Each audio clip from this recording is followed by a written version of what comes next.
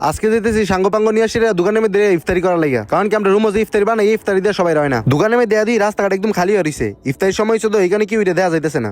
দোকানের মধ্যে দেয়া দিই সেই লেভেলের বিল লাগিয়ে রয়েছে, সবাই সিলে সিলি শুরু করছে। মামা একটা পিয়াজু দেন, আরেক বোকা চোদা কইতেছে মামা আমি একটা ডালের বড় দেন। এরে সিলে সিলি দিকে মনে মনে কইতেছি আমার দমন হয় না, আমি ইফতারি করতাম না যুদ্ধ করতাম বিল্লাইছি। আমি কইতাছি ও ভাই একটু সরেন, আমি কি দোকানের খুঁটি নাকি? সবাই আমার উপরে দিয়ে আইটা যাইতেছে গা। দোকানদার কইতেছে ভাই এত সিলেন না। আমি কইতেছি মামা আমি তো গত 15 মিনিট ধরে আপনার করে আর দুমা খাইতেছি, এই কারণ তো রাগ দিয়ে আসে এই দোকানতে বাইরে আইসি আরেক দোকানের মধ্যে এনা আর পরে দেখি দোকান খালি হবে। আমি আর কইলাম যে বড় ভাই আল্লাহ কিন্তু আপনি রিজিকের মধ্যে আমার পাঠাইছে, দেরি না করে ইফতারি যা আছে সবকিছু আনেন। তো অবশ্যই ইফতারি সবকিছু রেডি করে আমার সামনে আনছে। ইফতারি দেওয়ার পর আমার মুখ দাফা নেই বসে। আমি কিছু কিরে আজান দিছে নাকি দিব? আমার লগে হইতেছে মামা একটু ওয়েট কর একটু ওয়েট কর। আমি আরে বোকা চোদা ওয়েট তো করতেছি, কিন্তু আজান দিব কোন সময়? আজান দিতে না দিতে বিসমিল্লাহ কয়ে সেটা ইফতারি খাওয়া শুরু করে দিছি। আর মনে মনে চিন্তা করতেছি যে আজকে কেন ইফতারি খাইতে আইছিলাম না, কেন যুদ্ধ করার লাগি আইছি। আর যে পাগলারা এখন পর্যন্ত আমার ইউটিউব চ্যানেলটা সাবস্ক্রাইব করেন নাই আর আমার ফেসবুক পেজটা ফলো করেন নাই, তারা অবশ্যই আমার ফেসবুক পেজটা ফলো করে দিবেন এরকম ফানি মজাদার ডেইলি ভ্লগ ভিডিও পাওয়ার জন্য।